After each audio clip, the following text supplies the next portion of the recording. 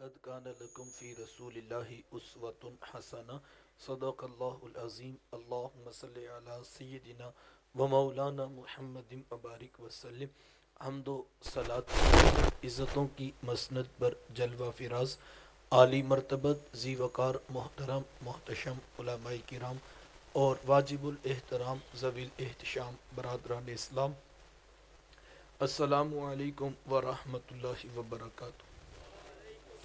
بتوفیق باری تعالی مجھے اور آپ کو حضور علیہ السلام کے ذکر جمیل کی سعادت مندیاں نصیب ہو رہی ہیں۔ دعا ہے اللہ تعالیٰ میری اور آپ کی حاضری کا ایک ایک لمحہ قبول فرمائے اور قابل عمل باتوں پر توفیق عمل نصیب فرمائے۔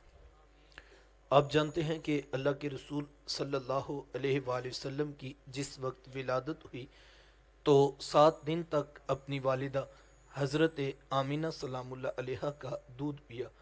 8ویں دن یہ اعزاز دشمن اسلام ابو لہب کی کنیز سویبہ کو حاصل ہوا۔ اس نے حضور علیہ السلام کو دودھ بھی پلایا اور دیکھ بھال بھی کی۔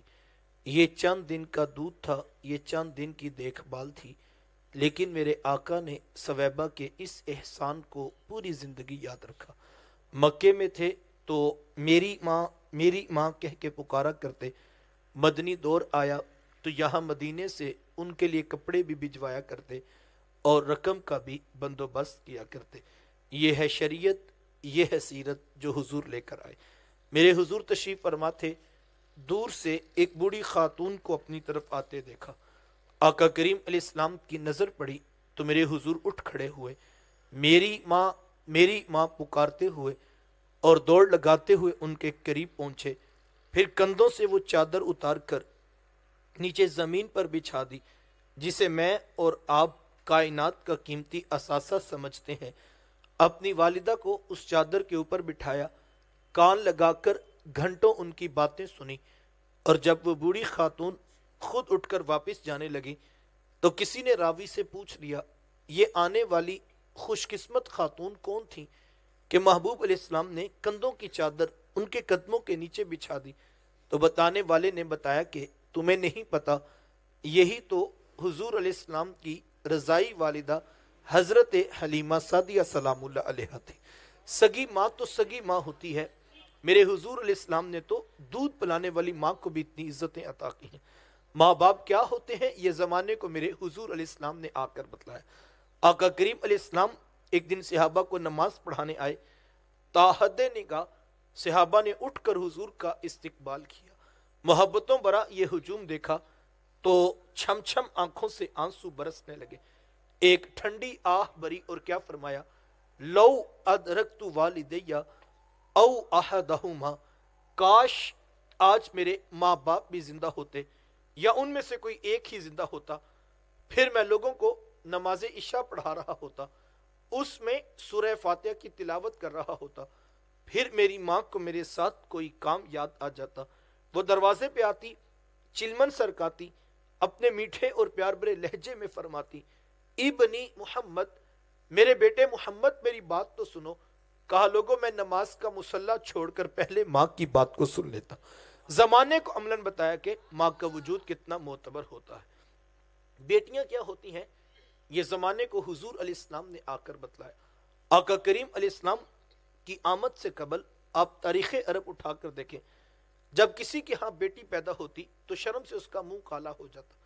عزت اور آبرو بچانے کا ایک ہی راستہ ہوتا کہ ظالم باپ ماں کی ممتا بری گود سے پھول جیسی بیٹی چھینتا، گڑا کھود کے دھکا دے کر اوپر مٹی ڈال دیتا۔ اگر کوئی باپ اتنا ظالم تھا، اتنا سفاک تھا، تو وہ اس قابل تھا کہ وہ معاشرے میں سر اٹھا کر جی سکتا ہے، اور اگر کسی کے ہاتھوں میں سکت نہیں تھی تو اس قابل نہیں تھا کہ اس معاشرے میں سر اٹھا کر جی سکے۔ یہ عرب معاشرہ ہے جس کو قرآن مجید فرقان حمید نے بھی بیان کیا ہے۔ وہ عملاً بیٹیوں کو ذبح کیا کرتے تھے اور بہنوں کو زندہ درگور کر دیا کرتے تھے۔ جس دور میں بیٹی ذبح کی جا رہی تھی، جس دور میں بہن زندہ درگور کر دی جاتی تھی، میرے حضور اس دور میں کلمہ حق بلند کیا، اور حضور کیا فرمایا، لوگوں سن لو، فاطمہ تو بدعۃ منی، میری فاطمہ تو میرے جگر کا بھی ٹکڑا ہے۔ یہ کلمہ محبت بھی ہے، یہ کلمہ جہاد بھی ہے۔ آج میں اور آپ اپنی بیٹی یا بہن کے لیے کوئی پیار بری بات کہیں تو یہ بہت بڑی بات نہیں ہے۔ آج اس معاشرے میں بیٹی کی عزت ہے, آج اس معاشرے میں بہن کا وقار ہے. یوں ہی تو نہیں بوڑھا باپ جھکی ہوئی کمر پہ بوریاں لات لات کے مزدوری کر رہا ہے کہ میں نے اپنی بیٹی کو عزت کے ساتھ رخصت کرنا ہے. جوان سال بائی فیکٹری میں اوور ٹائم لگا رہے ہیں کہ ہم نے بہنوں کو عزت کے ساتھ بیاننا ہے. یار یہ باپ تو ذبح کرتا تھا, یہ بھائی تو زندہ درگور کر دیتا تھا, ان کے سینے میں اتنا کوٹ کوٹ کر پیار کس نے بھر دیا؟ جواب ایک ہی ملے گا, یہ فیض ہے آمینہ کے لال کا, یہ فیض ہے میلاد والے آقا کا, جنہوں نے کٹتی بیٹیوں کو عزت اور ذبح ہوتی ہوئی بہنوں کو زندگی کی بہاریں عطا فرما دی. میرے حضور علیہ السلام ایک دن گھر تشریف لائے تو ام المومنین حضرت عائشہ صدیقہ رضی اللہ تعالی عنہ عرض کرتی ہیں کہ حضور آج بڑا عجیب واقعہ ہوا. حضور میں عائشہ آج کیا ہوا؟ عرض کی حضور ایک حبشیہ نیات عورت آئی اور اس نے آ کر دروازے پر صدا لگائی. میں نے گھر میں تلاش کیا تو تلاش بسیار کے بعد مجھے صرف ایک کھجور ملی اور میں اس کو وہی صدقہ کر دی. حضور اس نے اس کھجور کے 2 ٹکڑے کیے, ایک دائیں جانب والی بیٹی کو کھلا دیا اور ایک بائیں جانب والی بیٹی کو کھلا دیا. حضور ماں خود بھوکی تھی, اس کا بھی پیٹ کمر سے لگا ہوا تھا, لیکن اس نے خود کچھ نہیں کھایا اور سب کچھ اپنی بیٹیوں کو ہی کھلا دیا.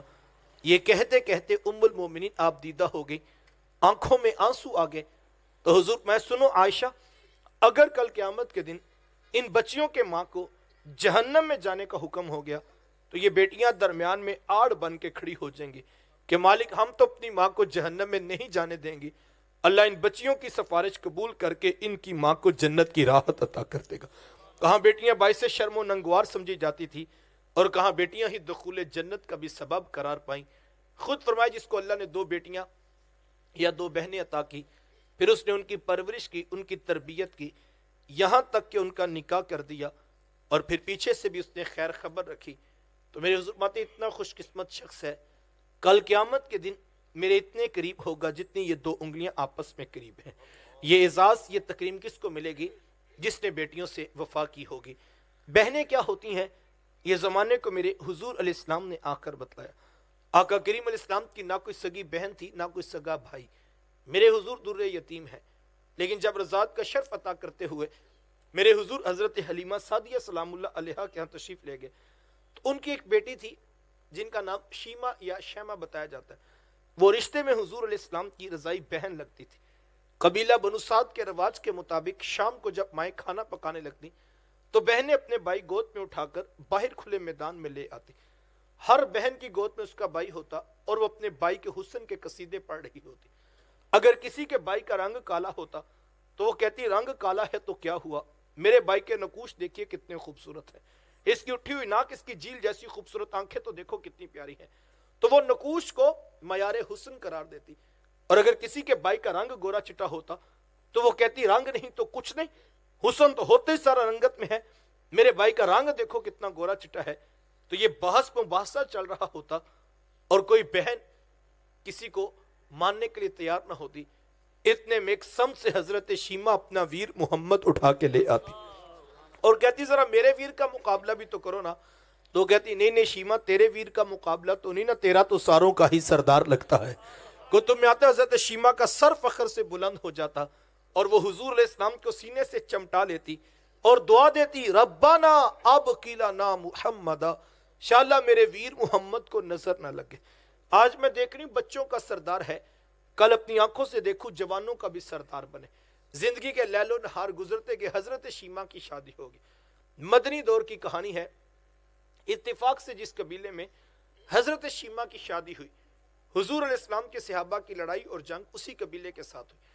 ان کے کچھ بندے قتل کر دیے, کچھ کو قیدی بنا کر صحابہ مسجد نبوی میں لے آئے. عرب کے رواج کے مطابق قیدیوں کو چھڑانے کے لیے قوم کے سردار فدیہ اور فنڈ اکٹھا کرنے کے لیے نکلے. ہر دروازے پر دستک دیتے اور فنڈ مانگتے. چلتے چلتے حضرت شیمہ کے دروازے پر بھی پہنچ گئے. دستک دی تو پوچھا کون؟ کہا قبیلے کے سردار ہیں, فنڈ اکٹھا کر رہے, تم بھی اپنا حصہ ڈالو. پوچھا یہ فنڈ کس لیے اکٹھا ہو رہا ہے, یہ رقم کی جمع کی جا رہی؟ تو کہا کہ مدینے میں ایک شخص ہے, ادعائے نبوت رکھتا ہے, اس نے ہمارے لوگ پکڑ لیے, ہم نے اپنے قیدی چھڑانے. تو پوچھا کہ اس کا نام کیا ہے؟ کسی کی زبان سے بے ساختہ نکلا محمد صلی اللہ علیہ وسلم.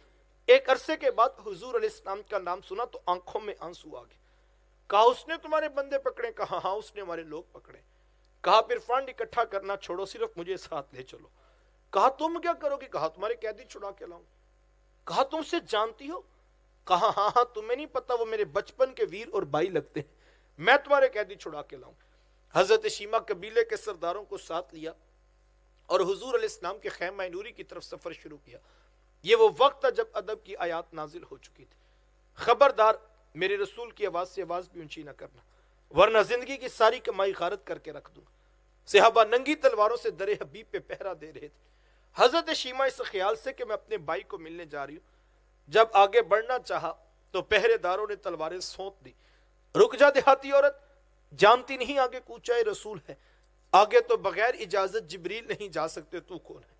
روایت میں آتا ہے جب راستہ روک دیا گیا، تلواریں سونت دی گئیں، تو حضرت شیمہ نے یوں ہاتھ سے تلوار کو جھٹک کے کہا خلو سبیلی وعلموا انا اخت نبیکم، کہا میری راہیں چھوڑ دو، جانتے نہیں میں تمہارے نبی کی باجی اور بہن لگتی ہوں۔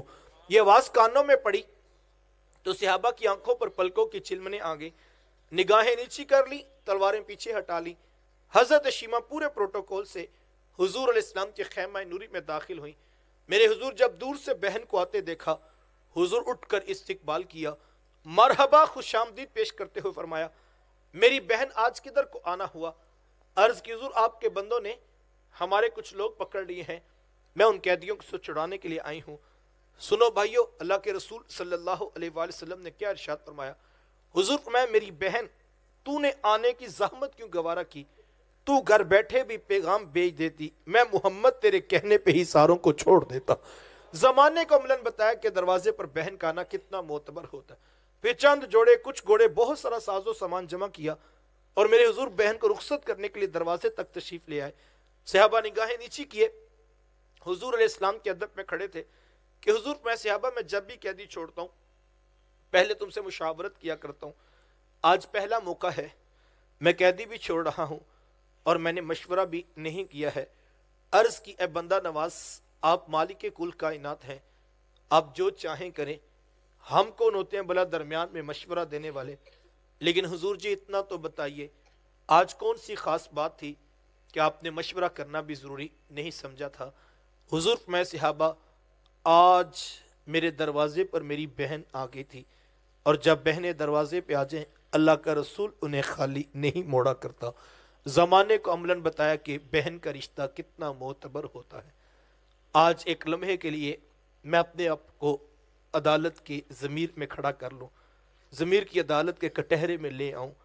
آپ اپنے اندر اتر کر دیکھیے، کیا ہم بہنوں کے لیے اتنے محبت بھرے جذبات رکھتے ہیں؟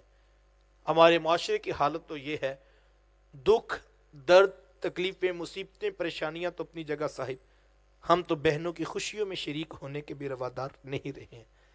کتنے بھائی ہیں جو بانجوں کی شادی میں صرف اس لیے چلے جائیں کہ چلو اس سے بہن کا سسرال میں مان رہ جائے گا، ہم عین اس خوشی کے موقع پر اپنی چدراہٹ درمیان میں لا کے رکھتے ہیں اور ہم کہتے ہیں ہمارے گھر میں آئے گا ہر کوئی بندہ، اور چھوٹوں سے بھی معافی مانگے، بڑوں سے بھی معافی مانگے، اور پھر ہم سوچیں گے ہم نے شادی پہ جانا ہے یا کہ نہیں۔ ہم تو خوشیوں میں شریک ہونے کے بھی روادار نہیں رہے ہیں۔ مجھے ایک شخص نے بات سنائی، میرا دل نہیں مانتا اس بات کو، اور وہ کہتا کہ بہن کفن میں لپٹی پڑی تھی اور کسی نے جا کر بھائی سے کہا چلو اب وہ مر گئی بیچاری، اس کے جنازے میں کھڑے ہو جاؤ اور رسم دنیا ہی نبھا دو۔ تو بھائی بڑک مار کے کہنے لگا میرے لیے بہنیں ساری مر گئی ہیں، اور میرے لیے جس دن میں ناراض ہوا تھا اسی دن مر گئی تھی، میں منافق نہیں ہوں جو جا کے جنازے میں کھڑا ہو جاؤں۔ ہم تو جنازوں میں بھی شریک ہونے کے روادار نہیں رہے۔ خدا را اپنے سے جڑے رشتوں کا لحاظ رکھو، بہنوں کو محبت دو، بہنیں بڑی برکت والی ہوتی ہیں، بیٹی بڑی رحمت ہے اللہ کی، ان کی قدر کیجئے اور ان کے ساتھ وفا کیجئے۔ تمہیں نہیں پتا بہنیں سسرال میں کتنی دکھی ہوتی ہیں اور سسرال والوں کی گالیاں بھی سنتی ہیں، ان کے جھوٹے الزامات کا بھی مقابلہ کرتی ہیں، لیکن کبھی اپنے میکے گھر میں وہ بات نہیں پہنچنے دیتی۔ اگر کبھی حوصلہ کر کے بھائی سے کر بھی لے تو کہتی بھائی امی ابو کو نہ بتائیں، وہ بیمار ہیں، وہ یہ جھٹکا برداشت نہیں کر سکیں گے۔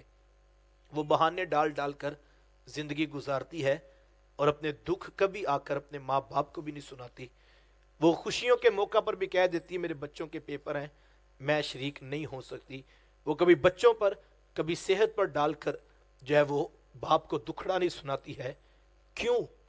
اس کو ایک بات کا صرف لحاظ ہے کہ بوڑھے باپ نے رخصت کرتے وقت کہا تھا کہ بیٹا سرخ جوڑا پہن کے جا رہی ہے، چٹا کفن پہن کے واپس آئی، اگر تجھے طلاق ہوگی تیری دوسری بہنیں پیچھے ہیں۔ وہ اس بات کے اوپر ساری زندگی گزار دیتی ہے کہ میرے ماں باپ یہ داغ طلاق کا برداشت نہیں کر سکتے ہیں۔ خدارا رشتوں کو عزت دیا کرو۔ جس دور میں بیٹی ذبح کی جا رہی تھی، جس دور میں بہن زندہ درگور کر دی جاتی، جس دور میں ماں بازاروں میں بیچ دی جاتی تھی، اس دور میں میرے حضور علیہ السلام نے ازواج مطہرات کے ساتھ جو حسن سلوک کی داستانیں رقم کی ہیں، زمانہ ان کی مثال نہیں لا سکتا۔ کسی کو میرے حضور حمیرہ کہہ کے پکارتے ہیں، کسی کے لیے بکری کا بچہ ذبح کرتے ہیں اور گوشت کے مختلف ٹکڑے ان کی سہیلیوں کے ہاں بیچتے ہیں۔ حضور کثرت کے ساتھ حضرت خدیجہ الکبریٰ رضی اللہ تعالی عنہ کا ذکر کیا کرتے۔ سیدہ عائشہ صدیقہ رضی اللہ تعالی عنہ عرض کرتی ہیں کہ حضور اللہ نے آپ کو بہتر ازواج عطا کر دی ہیں اور آپ ابھی تک اس بوڑھی عورت کا ذکر نہیں چھوڑتے۔ پھر حضور کے چہرے پر جلال آ گیا اور حضور میں اے عائشہ مجھے خدیجہ کے بارے تکلیف نہ دو، جب پورے مکے نے میرا انکار کیا تھا ایک خدیجہ تھی جس نے میرا اقرار کیا تھا۔ کہا میں اسے کیسے بلا سکتا ہوں جب زمانہ میری مخالفت کرتا تھا، لیکن خدیجہ میرے سے محبت کی دعوے دار تھی۔ فرماتے پھر میں نے ہمیشہ محبتوں کا ہی اظہار کیا اور یہی حضرت خدیجہ الکبریٰ رضی اللہ تعالی عنہ ہے۔ جب ان کا وقت آخر قریب آیا تو سیدہ فاطمہ الزہرا رضی اللہ تعالی عنہ کو بھیجا اور کہا بیٹا جاؤ جا کر حضور علیہ السلام سے چادر رحمت مانگ لاؤ۔ سیدہ حاضر خدمت ہوئی اور آ کر عرض کی میری والدہ چادر مانگ رہی ہیں۔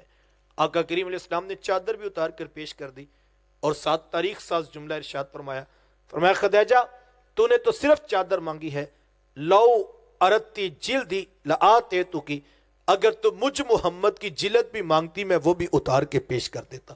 زمانے کو رشتوں کا تقدس میرے حضور علیہ السلام نے آ کر سکھلایا۔ بھائی کیا ہوتے ہیں یہ زمانے کو میرے محبوب علیہ السلام نے آ کر بتلایا۔ میرے حضور تشریف فرما تھے، ایک نوجوان حاضر خدمت ہوا، آ کر عرض کرتا ہے حضور میں کماتا ہوں، میرا بھائی کماتا نہیں ہے، رہتے کٹے ہیں، اخراجات سانجے ہیں، تو میری کمائی بھی اس کی طرف چلی جاتی ہے۔ اس طرح ایک کمانے والے بھائی نے نہ کمانے والے کی شکایت اللہ کے رسول کی بارگاہ میں پیش کی۔ آج گھر گھر کا یہی دکھڑا ہے، جو زیادہ کماتا ہے وہ دوسروں کو خاطر میں نہیں لاتا۔ بڑا بھائی چھوٹے بھائی کے لیے بے پناہ محبت کے جذبات رکھتا ہو، لیکن اس کی آمدن تھوڑی ہو تو چھوٹے تانے دیتے ہیں کہ تو نے باپ کے بعد کون سی جاگیر ہے جو ہمارے لیے بچا کے رکھی ہے۔ آج کہا جاتا ہے تو کہتا ہے تیری عزت کوئی نہیں کرتا، تیری عزت کس بات پہ کرے۔ آج کہا جاتا ہے تیرے بچوں کی فیسیں تو ہم بھرتے ہیں، گھر کے اخراجات تو ہم چلا رہے ہیں، تیری عزت کس بات پہ کریں۔ آج جس بھائی کے پاس دولت زیادہ نہ ہو، سگے بھائی اس کی عزت کرنے کے بھی روادار نہیں۔ اور اب تو حالت یہ اگر کوئی بھائی بیچارہ غریب ہو، اس کا بھائیوں کی لسٹ میں تعارف بھی نہیں کروایا جاتا کہ کیا بتائیں یہ مزدور بھی ہمارا بھائی، ہم تو نہیں بتاتے، اس سے ہمارے سٹیٹس میں فرق پڑتا ہے۔ ہاں کوئی ایم پی ہو، کوئی ایم این اے ہو، کوئی چیئرمین ہو، وہ تیسرے خاندان کا بھی ہونا تو ہم کھینچ کے اپنے کھاتے میں ڈال لیتے ہیں تاکہ پتہ لگے ہم شروع سے ہی امراء کے خاندان سے تعلق رکھتے ہیں۔ لیکن میرے حضور اسلام نے کتنی بڑی بات ارشاد فرمائی۔ سائل پوچھتا ہے میں کماتا ہوں، وہ کماتا نہیں، رہتے اکٹھے ہیں، اخراجات سانجے ہیں، تو میری کمائی بھی اس کی طرف چلی جاتی۔ تو حضور میں ہو سکتا ہے اللہ تجھے رزق تیرے اس بھائی کی وجہ سے دے رہا ہو جو کماتا نہیں ہے۔ کتنی بڑی بات ہے یار، اس ایک بات پر پوری زندگی کو ترتیب دیا جا سکتا ہے۔ صاحب یہ تو کرم ہو گیا کہ اس نے تیرا ہاتھ دینے والا بنا دیا، لینے والا نہیں بنایا۔ اگر تیرا ہاتھ دینے والا بنا دے تو کیا کر سکتا تھا؟ تو بھی تو سی ماں کا بیٹا، تو بھی تو سی باپ کی اولاد ہے۔ تیری رگوں میں کوئی الگ سے سرخ رنگ کا خون تو نہیں دوڑتا، تیرے دماغ میں الگ سے سوچوں کے سوتے تو نہیں پھوٹتے، تجھے اپنی ڈگریوں پہ ناز ہے، تیرے سے بڑی بڑی ڈگریوں والے لوگوں کے آگے خاک چھانتے پھرتے ہیں۔ یہ محض اس کا کرم تھا صاحب، اس نے تیرا ہاتھ دینے والا بنا دیا۔ ساری برادری پورا خاندان 30 سال سے کاروبار کرنے والے نیچے رہ گئے، تیرا ستارہ اوجے سریا کی بلندیوں کو چھونے لگا، تو لاکھوں کروڑوں اربوں میں کھیلنے لگا۔ یہ تیری محنتوں کا کمال ہوتا تو تیرے خاندان کے لوگ ابھی تک وہاں پر موجود ہیں۔ تجھے اونچا اس لیے نہیں کیا تھا کہ تو M P A M N A وزیروں کے ہاں دعوتیں اڑاتا پھرے، تجھے تو اونچا اس لیے کیا تھا کہ تو پلٹ کے اب نیچے دیکھتا، اور جو بہن بھائی نیچے رہ گئے تھے اب ان کو کھڑا کرنے کا سوچتا۔ وہ کسی دانشور نے کسی کروڑ پتی کا انٹرویو لیا تو پوچھا جناب آپ کروڑ پتی کیسے بنے؟ آج ہر شخص چاہتا ہے میں بھی راتوں رات امیر ہو جاؤں، میں بھی کروڑ پتی بن جاؤں۔ تو پوچھا جناب آپ کروڑ پتی کیسے بنے؟ تو اس نے مسکرا کے کہا میں نے اپنے نیچے والوں کو لاکھ پتی بنا دیا، قدرت نے مجھے کروڑ پتی بنا دیا۔ جو نیچے والوں کے بارے میں سوچتا ہے اللہ اس کو رزق کی فراوانیاں عطا کرتا ہے۔ صاحبو، یہ وہ محبتوں کا درس ہے، یہ وہ الفتوں کا پیغام ہے، یہ وہ جوڑنے کی تعلیمات ہے جو لے کر میرے حضور اس کائنات میں جلوہ فراز ہوئے۔ لیکن آج ہم ان چیزوں سے بہت دور جا چکے ہیں۔ آج گھر گھر کے اندر ایک آگ جل رہی ہے، اور دکھ اور المیہ تو اس بات کا بھی ہے کہ ابھی تک کوئی اس آگ کو بجھانے کا نہیں سوچ رہا۔ ہر کوئی اس جلتی ہوئی آگ میں آگ ہی ڈال رہا ہے۔ خدا را رشتوں کا تقدس اپنی اولادوں کو سکھاؤ، ان کو بتاؤ کہ بیٹا دولت ہی سب کچھ نہیں ہوتی۔ ہمارے یہاں مسئلہ یہ بھی ہے، ہم سب کچھ دولت کو سمجھ بیٹھے۔ ہم تو پتر کو سبق بھی یہ پڑھاتے، پتر دولت ہی سارا کچھ ہوتا ہے۔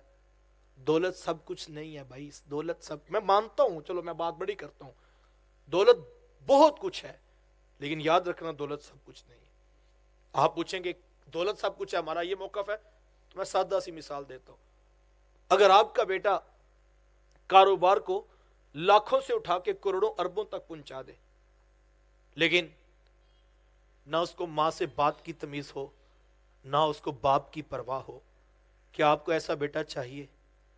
میاں بھی تو کہہ رہے تھے دولت سب کچھ ہے، اگر سب کچھ ہے تو سب کچھ تو کروڑوں اربوں خربوں تک اس نے پہنچا دیا، تو پتہ لگا دولت سب کچھ، بہت کچھ ہے، میں مانتا ہوں بہت کچھ ہے، زندگی گزارنی ہے، وسائل ہونے چاہیے، لیکن سب کچھ دولت نہیں ہے۔ جنہوں نے اپنی اولادوں کو کلمہ یہ پڑھایا ہے، سبق یہ بتایا ہے کہ پتر دولت ہی سب کچھ ہوتی ہے۔ کوئی کہتا ہے بس بچا لو جتنے بچتے ہیں، کما لو جتنے کمائے جا سکتے ہیں، تو صاحب وہ پھر یہی ہوتا ہے کہ ماں الگ کمرے میں رو رہی ہوتی ہے، باپ الگ کمرے میں پڑا ہوتا ہے، اور پتر کبھی دبئی ہوتا ہے اور کبھی انگلینڈ میں ہوتا ہے، اور نہ اس کو رشتوں کا پتہ ہوتا ہے، نہ اس کو باپ کی قدر ہے، نہ اس کو بہنوں کی پرواہ ہے۔ دولت سب کچھ نہیں صاحب، رشتوں کا تقدس بھی زندگی ہے، بہنوں کا پیار بھی زندگی ہے، بھائیوں سے محبت بھی زندگی ہے، چھوٹوں پہ شفقت بھی زندگی ہے، بڑوں کا احترام بھی زندگی ہے۔ اپنی اولادوں کو یہ سکھائیے۔ بعض اوقات ہمارے یہاں یہ ہوتا ہے کہ نادانی کی وجہ سے کبھی بیٹا جب چچا تایا کے سامنے اٹھ کھڑا ہوا تو ماں اندر ہی اندر خوش ہو رہی تھی کہ چلو اچھا ہوا، ساری زندگی میں تو سسرال میں سر نہیں اٹھا سکی، میرا بیٹا میرے بدلے پورے کرے۔ نادانی کی وجہ سے ماں خوش ہوتی ہے۔ کبھی باپ بیٹا ماموں اور خالہ کے خلاف کھڑا ہوا تو باپ خوش ہونے لگا، چلو میں نے سسرال میں کبھی بات نہیں کی، پتر جوان ہو گئے، ساروں کو سیدھا کر لے گا۔ اس بات پر کبھی خوش نہ ہونا، کبھی اس بات پر مطمئن نہ ہونا، اس فکر کی کبھی حمایت اور اس پر کبھی تھپکی نہ بیٹے کو دینا۔ کیوں؟ اس لیے کہ ڈرو اس وقت سے جو آج چچا تایا ماموں خالہ کو رسوا کر سکتا ہے، کل وقت پڑنے پر وہ ماں باپ کو بھی رسوا کرے گا۔ پھر نہ کہنا یہ پتہ نہیں کہاں سے یہ سب کچھ سیکھ رہا، ہم نے تو کبھی ایسا نہیں سکھایا۔ نہیں جناب، یہ وہ جو آپ نے اس کو سکھائی تھی۔ جب وہ بڑوں کو گالیاں دیتا آپ کیوں چپ تھے؟ اس وقت آپ بتاتے نا بیٹا یہ ہمارے بھائیوں کا وقتی اختلاف ہے، وہ ہمارا بھائی ہے، تم کون ہوتے ہو درمیان میں بات کرنے والے؟ اگر میری اولاد ہو جس طرح میرا ادب کرتے اسی طرح اپنے چچا کا بھی ادب کرو۔ لیکن جب ہم گھر میں بیٹھ کے اپنے بہن بھائیوں کو گالیاں دے رہے ہوتے ہیں تو پھر اولادیں ہم سے 2 قدم آگے ہوتی ہیں۔ اور کیا خیال ہے جس کے ہاتھ میں تم نے بے ادبی کا خنجر پکڑا دیا ہے وہ صرف اس سے ماموں خالہ چچا کو رسوا کرے گا؟ نہیں صاحب، جس کو خنجر آپ نے بے ادبی کا پکڑایا، بیوی کے آنے کے بعد وہ گلے آپ کے بھی خود خنجر رکھے گا۔ اور پھر ہم کہتے ہیں کل سے جب شادی کی ہے یہ بگڑ گیا، ایک دن میں خراب ہو گیا۔ صاحب 25 سال وہ آپ کے پاس تھا، 25 سال اور 1 سال کا فرق کیسے ہو سکتا ہے؟ جس کو 25 سال گھر والوں نے محبت کا درس دیا ہو، وہ 1 سال میں 25 سال کی محبت مقابلہ نہیں کر سکتی۔ لیکن جب ہم نے سکھائی ہی نفرت ہے، جب ہم نے اس کو بتائی کہ پیسے سارا کچھ ہوتا ہے، پھر وہ دولت اور پیسوں پہ تولتا ہے سب کچھ، اور پھر اس کو باپ کا گلا کاٹنا پڑے یا ماں کو رسوا کرنا پڑے، وہ بیوی کی حمایت میں بھی اٹھ کھڑا ہوتا ہے، ورنہ کیسے ہو سکتا ہے؟ اور میں یہ کہتا ہوں ایک طرف تو یہ عنوان ہے، اور دوسری طرف میں آپ کو دعوے سے کہتا ہوں کہ وہ شخص جس نے اپنی اولادوں کو بڑوں کا ادب سکھایا، رشتوں کا تقدس سکھایا، میں اس کو مبارکباد دیتا ہوں۔ اگر آپ کا بیٹا چچا تایا ماموں خالہ کو رسوا نہیں کرتا، یار یہ کیسے ممکن ہے وہ ماں باپ کو رسوا کرتے؟ وہ کبھی نہیں کرے گا۔ وہ جو چچا کی کڑوی بات بھی سن لیتا ہے یہ میرا باپ کی جگہ پہ ہے، وہ باپ کی تو سنے گا۔ جو تایا کی بات سن لیتا ہے، ماموں خالہ کی بات برداشت کرتا ہے۔ دیکھیں ہر وقت ہر مزاج بندے نہیں ہوتے، بعض وقت بات غلط بھی ہوتی ہے۔ ہمارے یہاں وہ ایک دوست ہیں تو وہ غصہ کر جاتے تھے، تو وہ کسی نے مجھے کہا کہ آپ کے ساتھ درس پہ بھی جاتے ہیں تو یہ بات کو بڑی جلدی نیگیٹو لے لیتے ہیں. تو کبھی اگر موقع ملے تو اس کو بتائیے گا, غصہ نہیں, برداشت بھی کرنا چاہیے. کبھی ان کی وجہ سے گھر کا ماحول خراب ہوتا ہے, کبھی دوستوں کی محفل خراب ہوتی ہے. تو میں نے ان کو کہا کہ آپ ذرا محبت کا انداز رکھا, کبھی برداشت بھی کر لیا, کہ اتنا غصہ اچھا نہیں ہوتا. تو وہ کہنے لگے اصل میں عبداللہ بھائی میرا مسئلہ یہ ہے کہ میرے سے نا غلط بات برداشت نہیں ہوتی, چونکہ جو بندہ غصہ کرتا ہے وہ پھر دلائل تو اپنے پاس رکھتا ہے. تو وہ کہنے لگا میرے سے نا غلط بات برداشت نہیں ہوتی. تو میں نے ہنس کے کہا, میں نے کہا بھائی غلط بات ہی تو برداشت کرنی ہوتی. میں کہوں آپ میری تعریف کریں, آپ کے جناب حضرت بیان بڑا اچھا ہوا ہے, تو میں کہوں میں آپ کی تعریف برداشت کر رہا ہوں, تو تعریف تو قبول کی جاتی ہے. کانٹے برداشت کیے جاتے ہیں, پھول تو قبول کیے جاتے ہیں. اور کانٹوں پہ پتہ لگتا ہے کہ کس کے اندر کتنی برداشت. کوئی بات میرے چچا میرے خلاف بات کرتے ہیں, میرے مزاج کے مطابق نہیں ہے, کوئی بات نہیں, میرے باپ کا بھائی ہے, میں اتنوں کی باتیں سنتا ہوں, میں چچا کی بات کو مسکرا کے قبول کر لوں, کوئی بات نہیں. یہ برداشت سکھائیں اپنی اولادوں کو. آج ہر کوئی کہتا ہے جی میرے سے غلط بات برداشت, میں غلط بات ہی تو برداشت کرنی ہوتی. اچھا ہر کوئی کہتا ہے میرے سے غلط بات برداشت نہیں ہوتی, کوئی کہتا ہے مجھ سے گالی برداشت نہیں ہوتی, کوئی کہتا ہے جی میں سے سخت لہجے میں کوئی بات کرے میں سے برداشت نہیں. میں مانتا ہوں نہیں ہوتی, لیکن میں یہ کہتا ہوں یہ برداشت ہر بندے میں ہوتی ہے. یہ نیچرلی قدرتی طور پہ ہر ایک میں ہے, لیکن ہم نے اس کو استعمال کسی اور جگہ کیا ہوتا ہے. کس جگہ پہ؟ ہم دکان پہ بیٹھے تھے, تو گاہک آیا, اس نے سامان لا کر یوں ہمارے منہ کے اوپر مارا. اس نے کہا یہ کیا 2 نمبری لگا رکھی ہے, 2 نمبر مال بیچ, میرے پیسے واپس کرو. اس نے 2 گالیاں بھی. تو ہم نے کہا جناب ذرا بیٹھیے بات کیجئے. ہم نے اس کے سامنے بچے کو بھی تھپڑ مارا کہ اس نے غلط آپ کو سامان دیا ہے, یہ بیٹا رکھو, دوبارہ نیا لا کر دو. وہ سخت لہجے میں بات کر رہا ہے, تو آپ بات برداشت کر رہے ہیں. آپ اس کو چائے کا کپ پلا رہے ہیں, کہتے ہیں جناب معذرت ہم آپ کو ریپیئر کر کے دیتے ہیں, ہم آپ کو ریپلیس کر دیتے ہیں, ہم اسی کو ٹھیک کروا دیتے ہیں, آپ کو پیسے واپس دے دیتے ہیں. جناب آپ تو برداشت نہیں کرتے تھے, آپ نے یہ سب کچھ کیوں کیا؟ آپ کو پتا ہے کہ جب پہلی مرتبہ سیل کی تھی اس وقت بھی 100 کمایا تھا, دوبارہ ریپلیس بھی کریں گے, کچھ نہ کچھ مزید پھر بھی آئے گا. ایک 100 روپیہ بچنا ہونا, بندہ گالیاں بھی برداشت کرتا ہے, بندہ باتیں بھی برداشت کرتا ہے, لیکن ماں کی تلخ بات برداشت نہیں کرتا, کہتا میرے میں برداشت نہیں ہے. میاں وہ میں کسی ڈیلنگ میں بیٹھے تھے, تو وہ صاحب کہنے لگے بس میں نے نہیں یہ پلاٹ خریدنا, میری سمجھ میں نہیں آ رہا یہ. اس نے کہا کہ پیسے اچھے لگتے ہیں. اس نے کہا میں بندہ میری سمجھ میں نہیں آ رہا. اس نے کہا پیسے اچھے لگتے ہیں. اس نے کہا ہاں. اس نے کہا بندے کو کیا کرنا, پلاٹ ہم نے اپنے نام کروا لینا. جناب 50,000 کی دیہڑی لگتی ہو نا, بندہ سمجھ میں نہ بھی آتا ہو میں قبول کر لیتا ہوں, لیکن وہ ماں جس نے جنم دیا اس کا ایک جملہ میں قبول نہیں کرتا. میں کہتا ہوں میرے سے برداشت نہیں ہوتا غلط بات کوئی میری بیوی کے بارے میں نہ کرے. ہم بھول جاتے ہیں سارے رشتے. برداشت سب میں ہوتی ہے, دولت آتی ہو تو پھر ہم برداشت بھی کرتے ہیں, گالیاں بھی سن لیتے ہیں, کیونکہ ہمیں پتہ ہے پروفٹ میں کام جا رہا ہے, ڈیل میں کوئی مسئلہ نہیں ہے. خدا را وہ برداشت اپنے گھر بھی لائیے, اپنے رشتوں کو عزت دیجئے, بہنوں سے پیار کیجئے, بھائیوں پہ شفقت کیجئے. اللہ نے وسعت دی ہے, بانٹنے کا مزاج پیدا کرے. آخری بات اور بڑی بات مکمل ہو, بانٹنا یہ بڑے لوگوں کا کام. ایک تو برداشت پیدا کیجئے, رشتوں کو تقدس دیجئے, اور تیسرا بانٹنے کا مزاج پیدا کیجئے. بانٹنے والے لوگ اسودہ ہوتے ہیں, بانٹنے والے لوگ سکون قلب پا لیتے ہیں. جو ساری زندگی جمع کر کے رکھتا ہے اس کو موت سے زیادہ ڈر اسی لیے لگتا ہے کہ اتنا کچھ تو میں نے سنبھال کے رکھا تھا, ابھی ہم استعمال تو نہیں کر سکتے, اب جائے گا کہاں پر. جمع ضرور کیجئے لیکن اتنا نہ کیجئے کہ مرنا بھی مشکل ہو جائے. اللہ اکبر. بانٹنے کا مزاج, یہ فلسفہ سیرت رسول سے سیکھ لیجئے.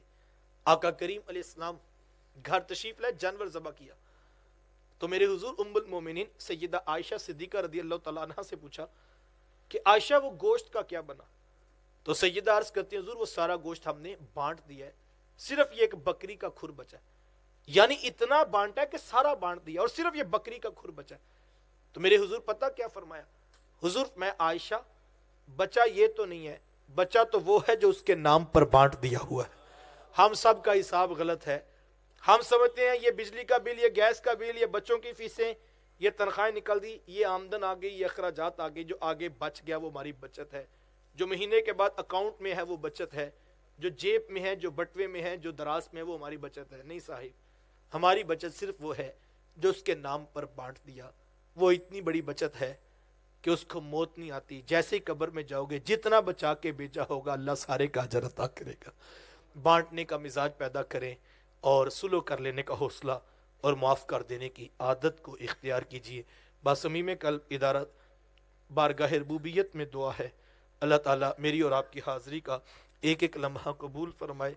एक नंबर नोट कर लीजिए, उसका आपको फ़ायदा ये होगा कि इस नंबर पर आपको रोज़ाना की बुनियाद पर मेरे उस्ताज़ुल मुकर्रम अल्लामा पीरज़ादा मोहम्मद रिज़ा साकिब मुसवाई साहब का वीडियो क्लिप हम आपसे शेयर करेंगे। और दूसरा इसका फ़ायदा ये होगा कि जब कभी मेरे उस्ताज़ुल मुकर्रम आपके पास शहर उकाड़ा में दोबारा तशरीफ़ लाएंगे तो बर वक्त आपको इत्तला कर दी जाएगी। और तीसरा फ़ायदा इसका आपको ये होगा कि जो दोस्त महज अल्लाह और उसके रसूल की रज़ा की खातिर पैगाम रसूल को फैलाने के लिए दरस कुरान के इस नेटवर्क में, चूँकि 2020 में हम हल्का उकाड़ा में बाकायदा तौर पर एक माहाना दरस कुरान मजीद की नशिस्त शुरू कर रहे हैं, तो जो दोस्त चाहें कि हम इस काज में इस पैगाम को जो कि क़िबला मुस्तफ़ा साहब ने उम्मत को दिया, इसको हम अच्छे तरीके से मुनज़्ज़म अंदाज में आगे बढ़ा सकें, तो वो इस नंबर पर रब्ता कर सकते हैं। नंबर नोट कर लीजिए 0301 134 9514 0301 134 9514 0301 134 9514 0301 134 9514 0301 134 9514। इस नंबर पर याद से अपना नाम और अपने इलाके का नाम लिख कर आप मैसेज ज़रूर कीजिएगा। हमारा नुमाइंदा व्हाट्सएप पे आपका नंबर सेव कर लेगा और बर वक्त आपको क़िबला मुस्तफ़ा साहब के आने की इत्तला भी और इदारतुल मुस्तफ़ा जहाँ हज़रत का जो जुमा का खुतबा होता है उसका नया ऑफिशियल क्लिप आपसे खुलासा के तौर पर शेयर किया जाएगा। ख़ुद भी सुनिए, अपनी औलादों को भी सुनाइए और अपने बच्चों को भी दीन का पैगाम सिखाइए। ये सीखने की चीज़ें हैं, ये सिखाने की चीज़ें हैं। आज हम वक्त देंगे अपनी औलादों को, वो दीन अच्छा सीख लेंगे तो कल वो आगे दीन के परचम को लेकर बढ़ेंगी। अल्लाह ताला मुझे आपको तौफीक अता अमल नसीब फरमाए। व आखिरु दावाया अनिल हम्दुलिल्लाह।